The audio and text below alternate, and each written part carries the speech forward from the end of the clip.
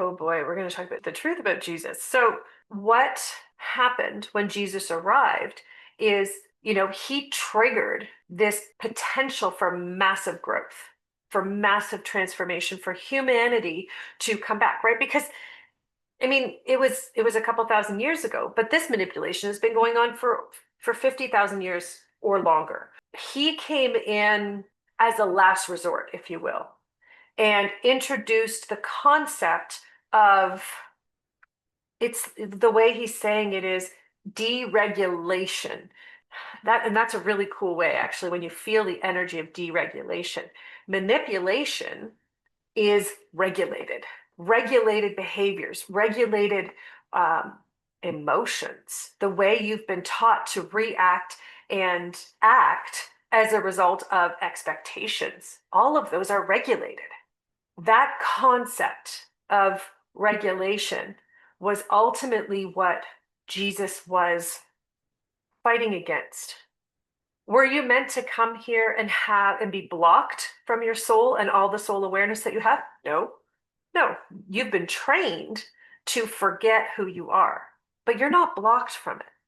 The universe is listening to you.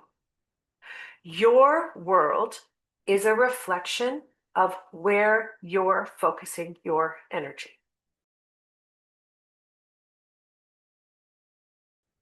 Welcome back to the Authentic Human Podcast. I'm Michelle Vickers. This episode is live and unscripted because I'm communicating directly with the Creator and other universal beings to bring you the truth of who you are and why you exist. This is part 32 of the story of creation. Let's see what they have in store for us today. So we are very cool. Can feel a lot of different universal beings coming in today. So we've got Jesus, we've got angelics, we've got Pan, we've got the Creator, we've got a lot of the nurturers as well. So Mother Mary, yes, a lot from Christ consciousness line. And okay, so that's what we're going to go into today, is the Christ consciousness, and understanding what that experience meant to human existence. Okay, so oh boy, we're going to talk about the truth about Jesus. So um,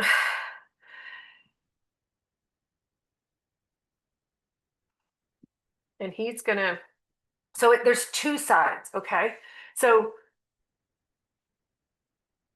Jesus is a universal being. Okay. And like you, this is really important because our belief system has been trained to put Jesus above you. Okay.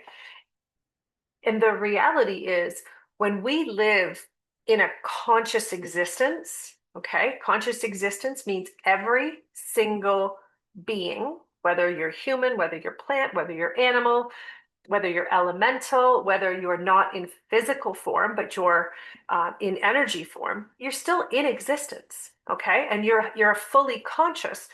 When we're all fully conscious, we understand how we work together, how we complement each other, how our natural beingness, so the the things that you're interested in, the things that you're drawn to and that you choose to participate in energetically are feeding the collective consciousness. Okay, that's what we were created to be, is explorers. And when you explore your potential, you feed the collective consciousness, right? So you're literally feeding information into consciousness itself. That's exactly what humans were created to do. But it's more. It's what your soul was created to do. So the human aspect of you is just here to embellish on that intention, but in a physical realm. Okay. Were you meant to come here and have and be blocked from your soul and all the soul awareness that you have? No. No, you've been trained to forget who you are, but you're not blocked from it. You can't be blocked. It's actually impossible. However, what you focus on is what you're creating. And that's not just a line, right? That's not just, one of these mindfulness tricks. The reality is the secret of human existence, the secret of universal existence is intention becomes energy, becomes experience. So your intention, okay, and intention is just another word for whatever you're focused on, period. Okay? That's just the word for whatever you're focused on. So, whatever you're focused on, you're now putting energy into it because you're powerful. You have an energetic vibration that when you feed it into something, okay? So, if you think about yourself again, like we've talked about in past episodes, like a satellite. So now you're broadcasting out this thing you're interested in, okay? And then it's going, that's your energy. So it's feeding it. It's going to create an experience. And this is where this is where we have to change as a human race. Why? Because we've been taught and trained to focus on the opposite of what we want to experience. We've been taught opposites are good. I'm not saying opposites are bad. What I'm saying is understanding energy in intention is going to change the way you focus on what it is you want to experience. Because if you're having a discussion with someone and then it becomes an argument, okay, and now you're focusing on the frustration, the anger, the judgment, all of the things that your brain wants to justify about that conversation. So if you're angry because you don't feel heard, you're angry because you feel like the other person doesn't get it, okay? What you're focused on is the anger, is the resentment, is the frustration. That's what you're creating. Most of us think we need the other person to get it so that we can have a better outcome. That's not how the universe works. The universe is listening to you. Your world is a reflection of where you're focusing your energy. And this is why when Jesus came here, his intention, okay, he came, he's a universal being, just like you, showed up here with the intention to bring a conscious level of compassion to human existence. What happened? Well, humanity was strategically trained and happily picked up on compassion being pity. Okay? So it was this veiled attempt to bring truth, right? So all of Jesus's messages got manipulated through pity. How is that even possible? Because one, they were interpreted.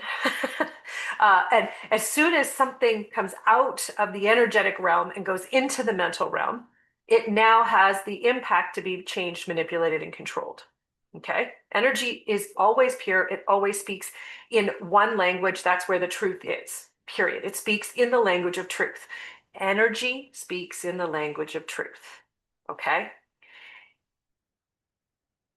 The reason that Jesus's, I will say, message, for lack of a better, the reality of the purpose, the reason for his life was to come in and help people understand compassion. Okay? Compassion is the greater ability to understand your experiences through the vibration of truth without expectations and without judgment. Okay? So it's allowing people to be where they are but allowing them to actually accept where they are. So a lot of us as humans have been trained to think we're other than we are, to think we're more compassionate than we are, to think we're not judgmental when we are. And the reality is, Jesus's mission was to bring awareness to the fact that it's okay to be where you are, but it's understanding that allowing yourself to see that truth is what is going to facilitate your transformation and change, so you can actually go from manipulating yourself to restoring truth in yourself. Right? Because when we're embodying truth, we can move forward. We can actually contribute to consciousness. We can contribute to the evolution of consciousness, right? Because consciousness isn't a static thing. It's not like it's one thing and you go there and you get it. It's like truth is one thing, the truth of each things, right? Of each experience, of each thing, of each human. It is what it is. There is no such thing as my truth, your truth, their truth. It's one truth. But consciousness is a collection of all truth. And everything that has ever been experienced is fed into it. Not so we can judge, because there's no such thing as judgment. I need to repeat that. There's no such thing as judgment. Okay? So pity is based off the concept of judgment. Why? Because pity says judgment's coming. I need to protect myself from the future judgment that potentially is coming down the tracks, down the rails, whatever it is. Okay? How did that even become a thing? Well, religion introduced the concept of heaven and hell, but they also introduced the concept of pity. So pity is the vibration and energy one holds when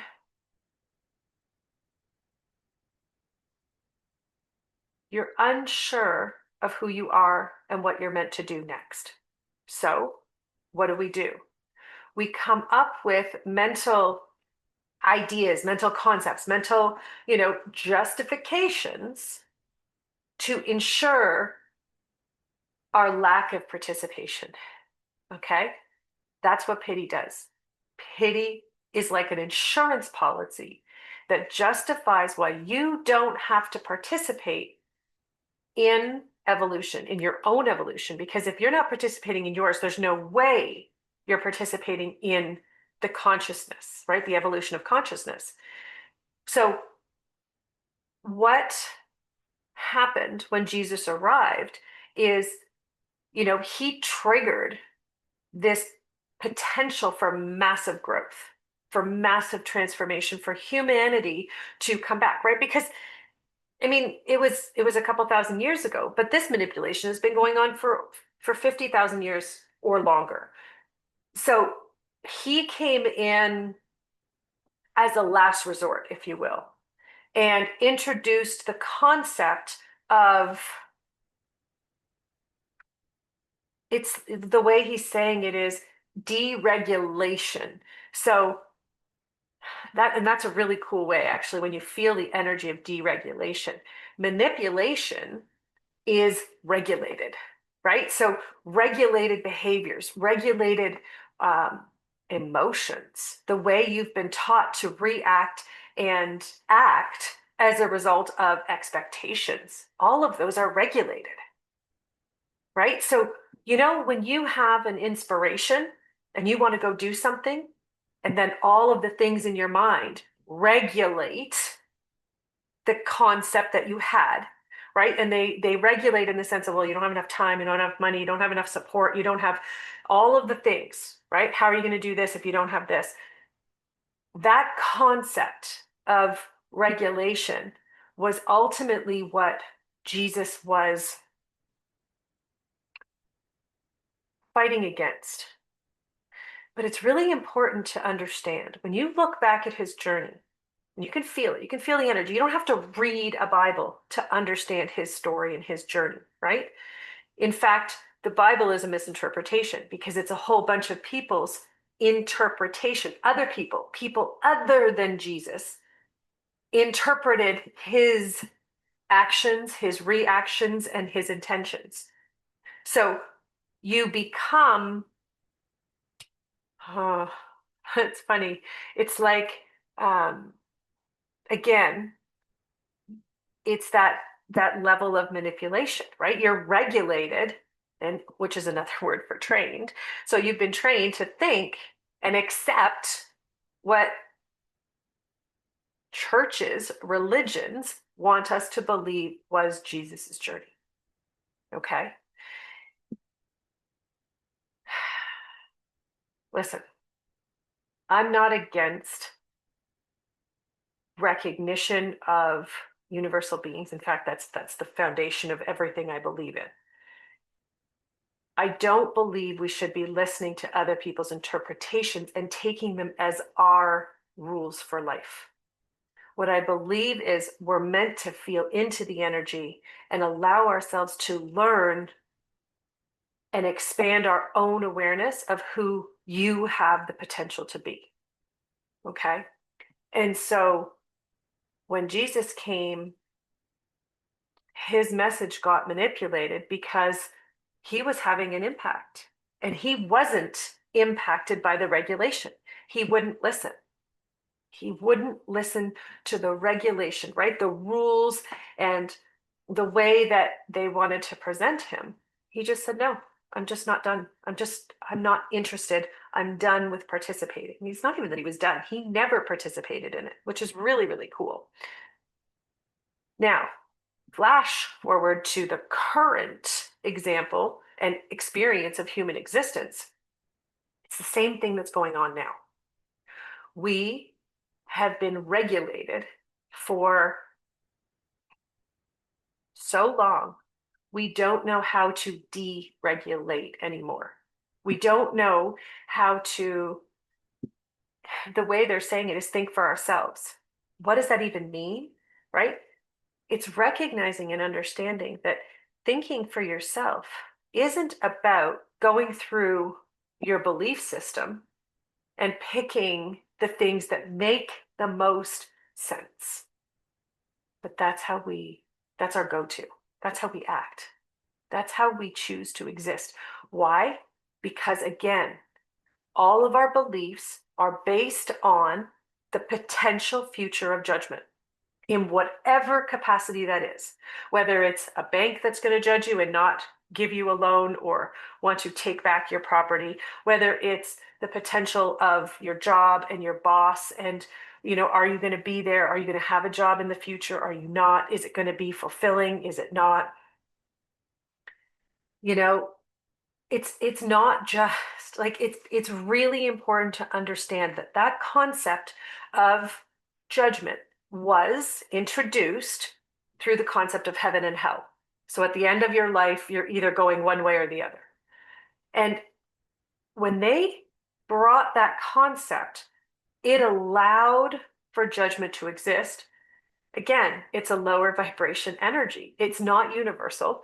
If every single human in existence wasn't focused on judgment at any given moment, it would cease to exist. However, they ensured by creating as many different religions as possible that judgment would continue to exist. And that's strategic, right? Again, that's this whole concept of making sure that there are formulas that you follow so that you fit into them. So,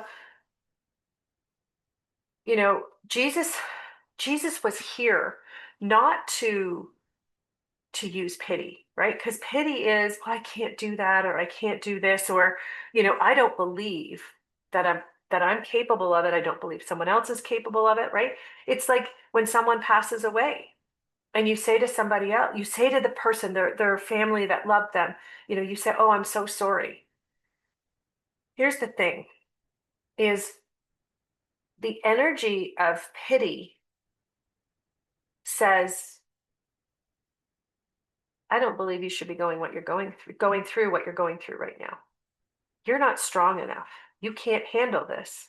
I need to be sorry for you.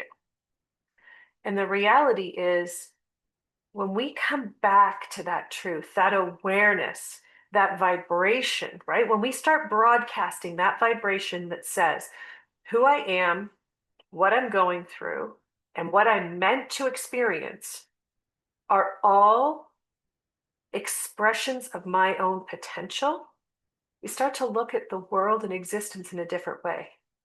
Because that's what Jesus came here to share, to help remind you that your story isn't based on anyone else's story. It's not based on anyone else's rules or regulations. You're here to explore your potential, not someone else's fear. Okay? So, as you go through the next few days, they want you to feel the awareness of your soul more than the awareness of your fears. What does that mean? What does that look like? It means when your mind wants to come in and regulate your instincts, regulate how you're feeling, that you're going to, instead of reject it, right? Instead of be angry with it and be frustrated with it, because that means you're focusing on it, you're going to ignore it. And you're going to come back to the inspiration. You're going to come back to the energy of the awareness that you received.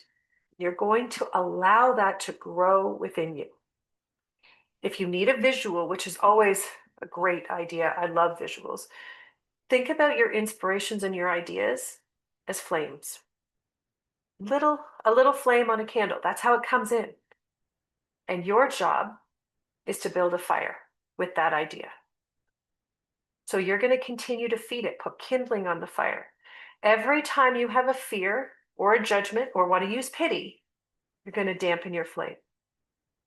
And if you do it too much, you put it out. So then you have to get a whole new flame, which is a whole new concept, a whole new inspiration, a whole new idea.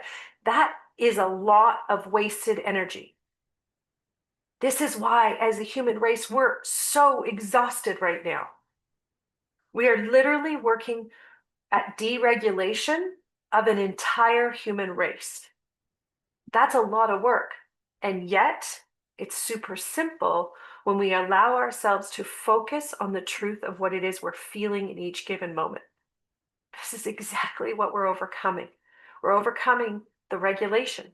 So deregulating is, okay, I recognize it's not pretending your fears don't exist. It's recognizing, I saw how my fear wanted to take my inspiration or my idea and wanted to squash it.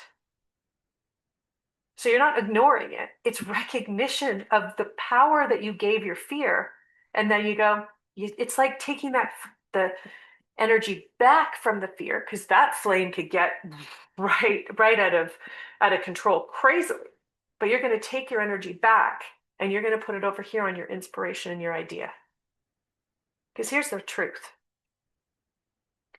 Humans every single day should be waking up and focusing on your inspirations and your ideas that are interesting to you.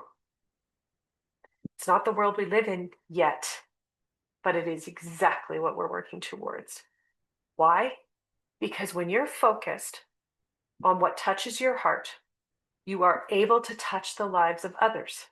You are able to inspire them. You are able to help them remember who they are and what they're meant to be doing.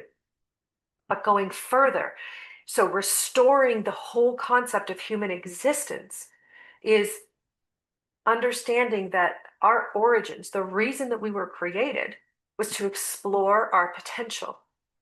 And when we are following our creativity, our inspirations, right, those ideas, and when we feed them, we're now feeding a new concept in existence. Because I can tell you, as humans, we are not, and we have zero interest in replicating what's already been done. Zero. We've been trained that replication is cool. and it's the latest, and it's revolutionary technology. It's just a new phone with more memory, or it does it has an upgraded camera. It's not revolutionary. You are revolutionary. You just have to remember how to tap in to that revolutionary ability. It's not elusive to you. It's inside of you. No one can take it away from you. But again, it all is determined by what you're feeding. And if you feed those fears, that's where the fire is building, in your fears. It's time to feed the flame of your inspiration, what it is you're interested in, and allow that to grow. Okay. It's going to look a lot of different ways in the world that we're living in because we're in that transition. But it's honoring the fact that you chose to have a life right now in this transition. You're meant to be an integral part of the resurrection of human existence, which means we're literally going from being controlled and manipulated to reclaiming our origins and allowing ourselves to have the full experience of exploring our potential that you were meant to have, but also you were created. That's how you were created to exist. That's where we're going. So it's understanding that no one's going to come save you because we don't need saving. What you need is to remember the truth of who you are. You're not broken. There's nothing wrong with you. All you have to do is shift your focus to something that's actually going to give you what you want. No one in existence can create outside of the rules of intention, becomes energy, becomes experience. That is the rule of existence. Everything here, whether it's manipulation or pure, has been based on that same rule of existence, if you will. So let's start to use it to your benefit. Okay? So start allowing those intentions to be aligned with your inspirations and what brings you joy. Let go of aligning them with your anger and your frustration and your resentment towards what other people can't see or what you think they should see. It's time to let that go because we can't bring that into the future. We cannot base our future on the resentment of the past because there is zero purity in that. So it can't come because purity is one of the 9 fundamental energies of universal existence. So we are restoring the fullness of universal existence. If you want to understand more about that, I highly, highly suggest this book, Believe. It explains the 9 fundamentals of existence, but it also goes into detail about the newer, I say newer because those 9 were created at the original intention of existence. And then in the last, 50,000 years, there was a newer energy that was created to help facilitate the transformation that we are currently experiencing. So super helpful information if that's of interest to you. Let yourself dream. It's time. And I know that so many people like dreams aren't going to make it happen. No, but they're the starting point. That's where the flame is. And you're going to build a beautiful fire based on your dreams. And that's the whole point. It's supposed to be that simple. It's feeling the energy of you sitting around a campfire, in nature, in solitude, or having the right people, the people that make you feel loved and respected and joy, not people who make you second guess who you are and why you want to be there and if you're good enough to be there. Those people aren't invited to your fire. Okay? This is what we're meant to be doing. Stop feeling guilty for dreaming and for wanting to create a better life, wanting to create a life free of judgment and resentment, anger and fear. Because that's exactly what we're doing. And right now, you got to get over that anger and resentment and the fear of letting those go, because they're really what's stopping you. Thank you so much for tuning in. I'll see you next time. Bye for now. I haven't fully integrated how Jesus's message was in there, but I think I have just this thought of quit feeling sorry for yourself and fearing, and that's not why he came. That was your mind, or all minds, the collective mind misinterpretation of his message. And now it's Well, time to start. we were trained to misinterpret it. So that's an Right. important, right? Like we were trained to misinterpret it. So, Mhm. but yeah, it was very much based on pity, right? So self judgment, ridicule, but mostly Yeah. feeling sorry for yourself because that makes you powerless. Tana says, love the image of the fire feeding the flame. 100%. It's a beautiful visual, right? The fire really hit home for Amy too. Yeah. I find it easier when I have a visual, right? When I have something that I can think about, and it's like, okay, well, if every time I have a fear, it's going to be like smothering my fire, like throwing water on it. Whoa, I don't want to do that. Like, it's an instant, like, oh, okay, you feel that. Thank you so much for tuning in. If you enjoyed this conversation and want to learn more, head on over to michellevickers.com. Join our mailing list to receive new episodes right to your inbox or apply to be a guest on the show. If this episode made you think of someone while you were listening, forward the link onto that person with a little note about why it made you think of them, because the greatest gift you can give another human is to see the beauty and purity of who they truly are. Until next time, stay curious.